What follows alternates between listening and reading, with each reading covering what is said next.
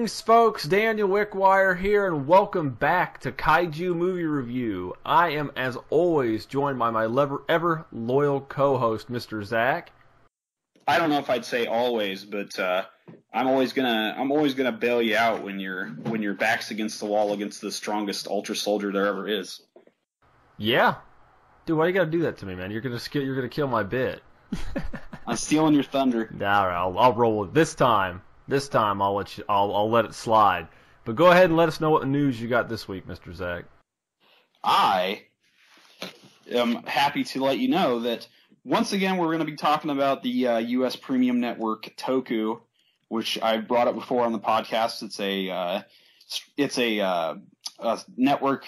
Used to be the Funimation channel. It's now called Toku. It plays live action and anime shows from Japan. It looks like a lot of the stuff they air is of the subtitled nature.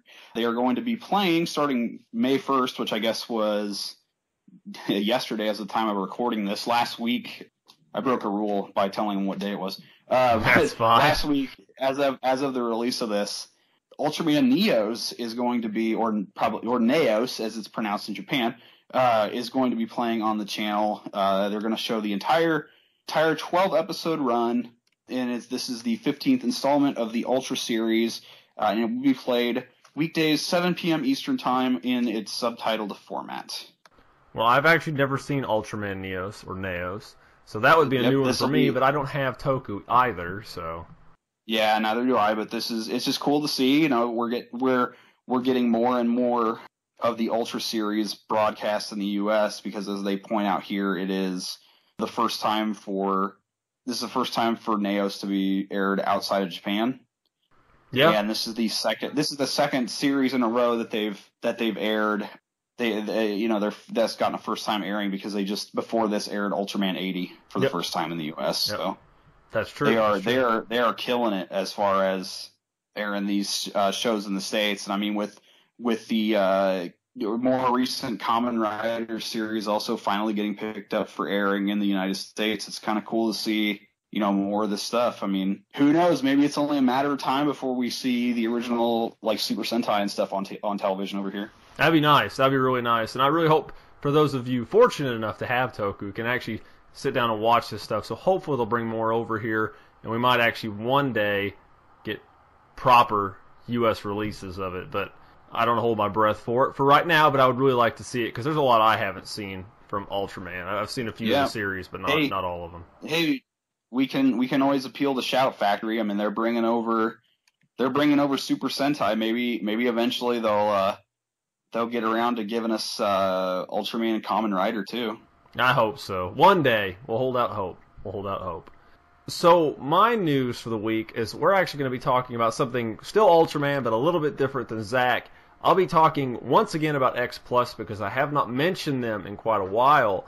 They're actually doing for those of you that don't know, X Plus is a premium collectible maker based in Japan. They focus on Toku figures, Godzilla, Ultraman, Gamera. They do very, very good high-grade figures of kaiju from this series and the occasional mecha.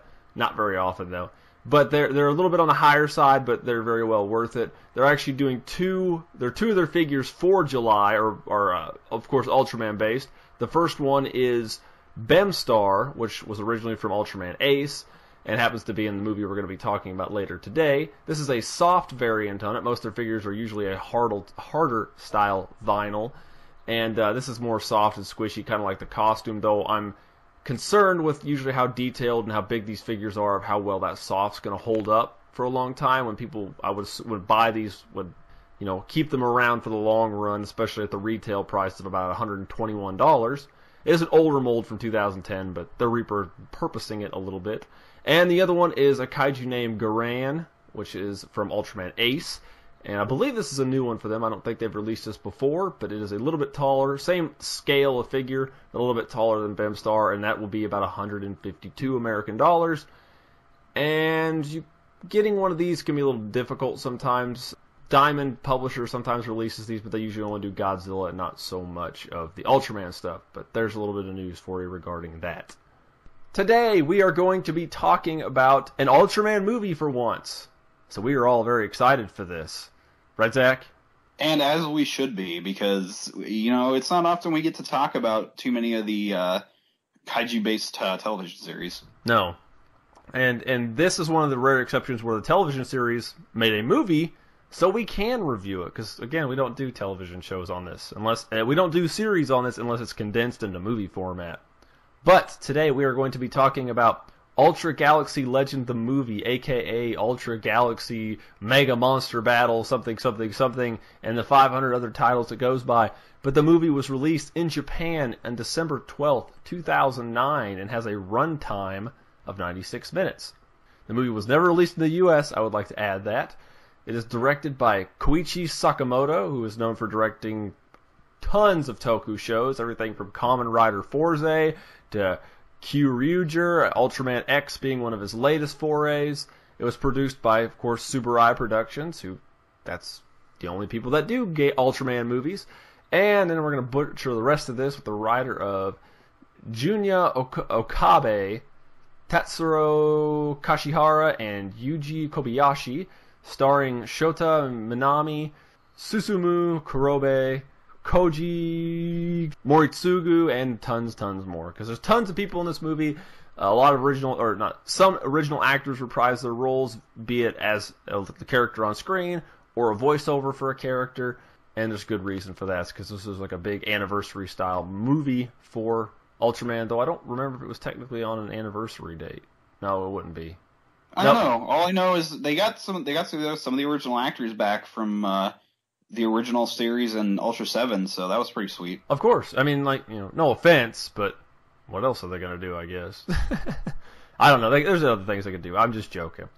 It was kind of like the Gokaiger season of Super Sentai, where they drug in actors from literally every series of Super Sentai prior to Gokaiger and had them all reprise their roles either in movies or in some point of the TV series. Yeah, and the movie, the big movie at the end. I love that. We should review that sometime. That's good. That's the big Power Rangers Grand Battle War thing.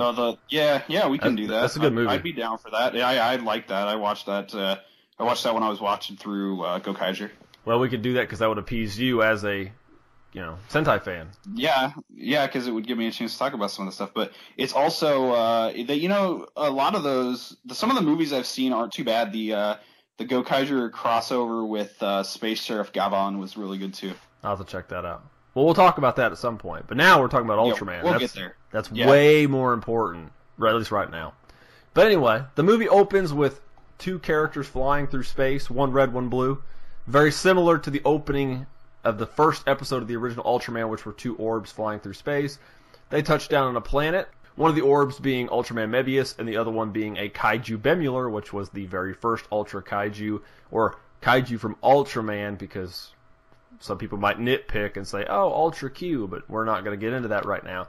The two do battle. Mebius makes very short work of Bemular and then heads back to Ultra Planet and the M78 Nebula. We get a little bit of exposition in the form of an opening credit-ish kind of sequence, but there's no credit. They're just kind of showcasing all the different Ultramen. Cut to Space Prison, or the Space Prison, or Space Jail. It's just called Space Prison. Zarab Sajin, which is an alien, breaks into the prison with the help of a weapon called the Giga Battlenizer. He unleashes an evil Ultraman by the name of Belial, who quickly kills Zarab because he's more evil than all the other evil in the galaxy, and he progresses his way down to Ultra Planet because he was locked up, and he's not happy about it. He doesn't quite progress his way down there. More like he pretty much spears Ultraman Taro down to the planet. He does. He owns so bad. There's this whole sequence we're going to be talking about is just a lot of butt whooping. He progressively whoops butt until he gets to the planet, and even on the planet, he whoops more butt. The first after you get past the exposition at the beginning, the next 15, 20 minutes of the movie is just solid fighting. Yeah, it is. But once he arrives on the planet after kicking butt, he gets down on it and just wipes the floor with pretty much every Ultra character that's ever existed ever. There's probably a few that aren't in the movie. Maybe a few of the illegal ones from, what was that country? Hong Kong, that kind of said they had rights to it, even though they technically didn't have rights to it and made movies anyway. Not going to get into that either. That's a debate for another episode. And his goal is to kick everybody's butt, and he does so, and steals what they call the plasma spark, which is the energy source for the Allspark. The Allspark. He steals the Allspark from the Transformers. Anyway. No, I literally, like, every time they brought up that thing, like, that was the first thing that popped in my head was Transformers. I am surprised I did not think of that. But anyway, he destroys Cybertron, and once he takes this plasma spark, which is the energy source for the planet, the whole planet freezes over. All the citizens, all the Ultra people, except for Ultraman Mebius, because he was hogtied and thrown in outer space. Once Belial gets his stuff and takes off, he goes back down to the planet, realizes they're kind of boned, and with the assistance of Ultraman and Ultra 7, which people who haven't seen Ultraman, we're going to be spouting off a lot of stuff we're not going to be able to cover in this video, so sorry. It's super cheap to pick up the series release of the original Ultraman from Shout Factory. Just go buy it. It's dirt cheap, and it's worth it. Look good. 52 episodes. It's awesome. Yeah, I think you can get it for like probably less than $15. Oh yeah, but yeah. Anyway, on Region 1 DVD. He's got a point. It's really cheap and it's good stuff. But Ultraman and Ultra 7 tell him, hey, you got to go find Ray, and because he's going to help us. You got to get him to help save our planet, us and our planet. Well, Mebius meets up with Ray, which is the main character of the series. One of the series this is based on, which is Ultra Galaxy Mega Monster Battle and Ultra Galaxy Mega Monster Battle Never-Ending Odyssey, or Neo, because that's why this movie's called Mega Monster Battle Ultra Galaxy Legend, because it's technically a direct sequel to it.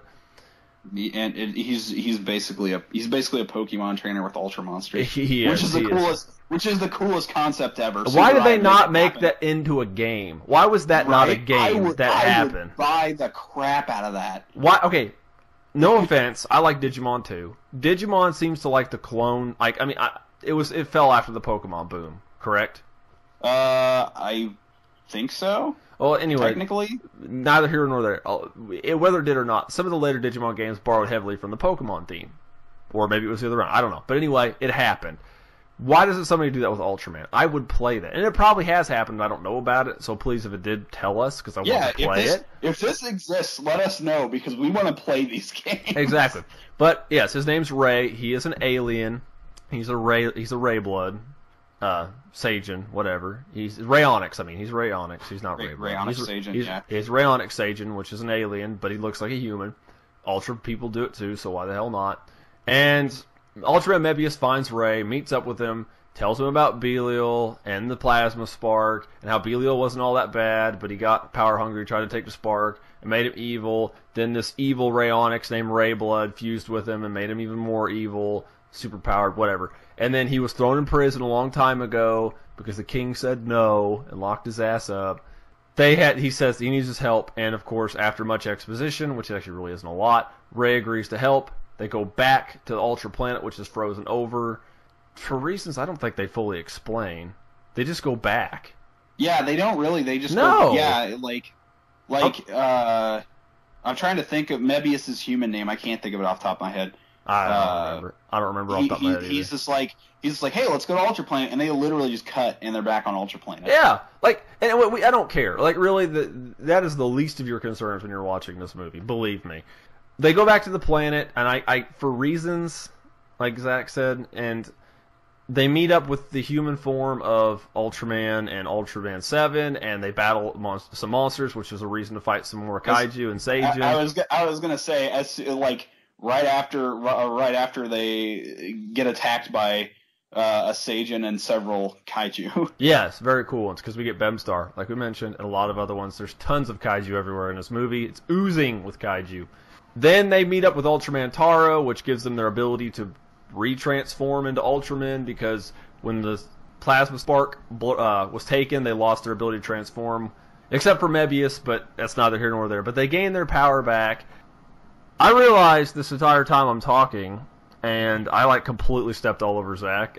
Zach, they get their powers back from Taro. Why don't you finish the rest of this? They get their powers back from Taro, and this allows them to transform, and they learn that Belial has gone to the monster graveyard where he has revived the souls of 100 monsters and Sajin, They head off for the final battle with Belial and his army of 100 kaiju and Seijin. Meanwhile, we forgot to mention earlier, Ray, who is part of a spaceship crew. Zap Spacey. Zap Spacey. They are looking for him, and they are attacked by one of the coolest cameos in the whole movie. They are attacked by the Seijin form of Zeton. You know what? And that's some great and Space Dragon Nursey. That's some gray area, because in the original Ultraman, there's an alien race of Zetons, but Zeton monster is not the same thing. I was gonna say, because both Zetons appear in this movie, so they do. Like, I still thought it was. I think they made Zeton, but they just call it Zeton. But it's not technically one of the aliens, I don't think, but it was made by the same thing. But the suit is the same thing as KMR Seijin from Ultra Q. But go ahead. Because he calls him, they call him Zeton. No, I know. I know. They call him Zeton Seijin. But then so they're attacked by Zeton Seijin and Space Dragon Nursey, and they end up being saved by Ultraman Dyna. So the Dyna goes with them to help them find Ray, and everyone convenes at the monster graveyard for one big epic battle against Belial. Dyna! What? I said Dyna. Oh, Dyna. Yeah, Dyna! Nebius. Anyway, but yeah, so the fact that when I explained that to you of Zeton Seijin's role to Zeton, and it didn't quite make sense, is how little sense it actually makes in the show. So, it's whatever. I mean, it's not explained. I mean, it was a concept that was put in at the very last episode of Ultraman that, and you know, it's the end of a series from 1967 that wasn't very heavy with its story in that episode with that part of it. It's fine. It's fine. And like you said, it looked very similar to KMR Man from Ultra Q. So it was the same suit. It was just lightly modified. It was like Ningen or Ninjin Seijin or whatever, Ningen Seijin or whatever. That suit was modified to turn to Bolton. Now you know, knowing's half the battle. It's true. Well, anyway, it's funny because I had to look on the Ultraman wiki real quick, and the suit appears several times, including in Ultraman X and Ultraman Ginga as KMR. So yeah, see, it's been referred to as both. And he does. That is the suit it shows when Zeton shows up. It is a Zeton alien, and the monster's named Zeton. But what makes even less sense is you're going to see a picture of Zeton on the screen right now, and Zeton, all Ultra Kaiju, or pretty much all Ultra Kaiju, have a subtitle. They have a little, like Destroyer of Worlds, Elephant Dawn, I don't know, like that. But Zeton's makes the least sense out of any of them I've ever read in my entire life. Because Zeton's is Space Dinosaur Zeton.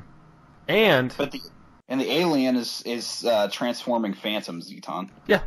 But Zeton doesn't look anything like what we would perceive as a dinosaur, so my assumption is it's either mistranslation or they actually went above and beyond and say, how do you know these aliens wouldn't determine what we would refer to as a dinosaur, or how they refer to a dinosaur as something entirely different. It's a giant. Zeton looks like a giant bug. There's nothing wrong with that, but Alien Zeton's most recent appearance was an Ultraman Orb. I've not seen Orb. Last year. I've heard Orb was good. I did watch some of X, and there was some cool stuff there. But I think this is literally what the rest of this video is going to be like, because we're going to go into monsters or special effects and monsters, and the special effects they're good, but it's not really great. It's like a step above what the TV show would be. Yeah. I mean, you got to think of the audience. I mean, it's like, if you watch a Super Sentai movie. Or, the Kamen Rider, which is one that I do enjoy some Kamen Rider, but I don't go out of my way to watch it. If that makes sense. I'm not the biggest Kamen Rider fan. I think the stuff I've watched is entertaining, but I also don't just go out of my way to watch it or anything like that. The problem with shows like this is when they have a television show that becomes a movie, it's a problem, because you have a television show. And all everybody's going to equate it to is the first thing they saw of that. So if they see it as a television show, they're going to think it's just like an episode of the television show with a bigger budget. Yeah. And that's the same way with one saying, I got to get this off my chest because this drives me nuts. I've read reviews on a lot of movies or television shows that have a movie adaptation, like Firefly, like The Simpsons movie. This, for God's sake. People always say nothing was done with the series. It just felt like an episode of the television show. Because that's what it's supposed to be. It's not supposed to be a movie. Because if they do a movie, you're never going to perceive it as a movie. You're going to perceive it as an episode of the television show. Because the television show came first. To be fair, this film did have some significance. It did. It did. Actually, it did. It had lasting significance. Despite the fact that poor Ultraman Zero is the only Ultraman only like key Ultraman not to have his own TV series. Yeah, he's pretty close. He's I mean, yeah, like, a newer major one. Yeah, he's too broken, I think, to have his own TV show. I guess so. Well, I mean, the new one we've been talking about, Ultraman Geed or Greed. That's, Belial's son. So we have Seven's son and Belial, and I wouldn't be surprised if Zero shows up again. And Zero has shown up a few times in some of the other series, but he hasn't headlined his own TV show. No, he only had like a lot of the others have. He's only had he's been in a handful of movies and side stories. Yeah. Because this actually, another thing is, though this is a follow-up to the 2 seasons of Ultra Monsters Galaxy, because I cannot talk with a damn in this video, as you all could probably tell. This is also a direct sequel to one of the Ultraman Mebius side stories, Ghost Reverse, because the Battlenizer is actually taken at the end of that by Zarab, and that's why Zarab appears in this movie with it. That actually makes sense. It actually is like all interconnecting, so I'm like, yeah. But I really want. That actually also makes sense of why they had they went out of their way to have footage of the lava zone or whatever the heck that they called that place. Yeah, fire zone, flame zone, fire zone Act 1, lava reef zone Act 1. That's what it is. Lava Reef Zone. I'm gonna play that music. I'm gonna play that music. No, Lava Reef Zone Act 2. No, 1's got the good music. 2's got the not as good music. Yeah, 1's the one with all the lava. 2's the crystal one. 2's the other one. Yeah. How do we get talking about Super Sentai? We start talking about Gavon, and then we move on to talking about making random Sonic the Hedgehog references. Yeah, and we're supposed to be talking about this movie, and it's not what's several of these things we will probably be talking about in the future. But I'm sure we'll leave you to guess which one. Of course, but the special effects are they're literally a little bit better than the television show. No, they're not as good as an American movie, which I don't even know why I'm mentioning at this point. If you've been a fan of the show, if not, of course we give you a grace period. If you're new to it, we dig it. To be fair, this did come out a decade ago. It did, and even a decade ago, it wasn't the best. But gosh, I do like this movie. It was really entertaining, and especially considering I hadn't seen half of the shows that they referenced, and so a lot of these had the Ultraman brothers and Taro and those guys. It was my first real introduction to a lot of them. Well, the thing I like about it is they're not too heavy with the story, and the backstory of this plasma spark, I'm pretty sure that only debuted here. And with the series is they sprinkle a little bit of the history of the Ultra Planet and the M78 Nebula. They sprinkle it here and there throughout the series, but it's not super heavy. I think Mebius was a big one. They talked about it a bit in Taro. And actually, here's a funny thing. They actually mentioned the villain of Ultraman Mebius, Emperor Seijin, the villain, like I just mentioned, the villain from Ultraman Mebius. They mention him in Taro. And Taro was made in 1974, and Mebius was made in 2006. And the villain was never brought up. Never that I know of shown in the series until Mebius. A 22-year gap. No, 32-year gap. That's pretty good. That is awesome. That's building the story. Though, don't give this series too much credit. I do love this show. I love the Ultraman shows, except for probably Ultraman Powered. But they're really simplistic stories. But the thing I was getting at is you don't have to. Go ahead. Is Powered the one that the Super Nintendo game is based off of? No, that's Ultraman Great. That's the Australian one. That was actually not a terrible show. Ultraman Powered is the one they made for the U.S. that never actually aired in the U.S. because it was garbage. But I have seen some of it, and it's just the worst Ultraman series I've ever watched. And somebody's going to say, oh, no, but what about this one? And that's probably because I haven't seen it yet. But what I'm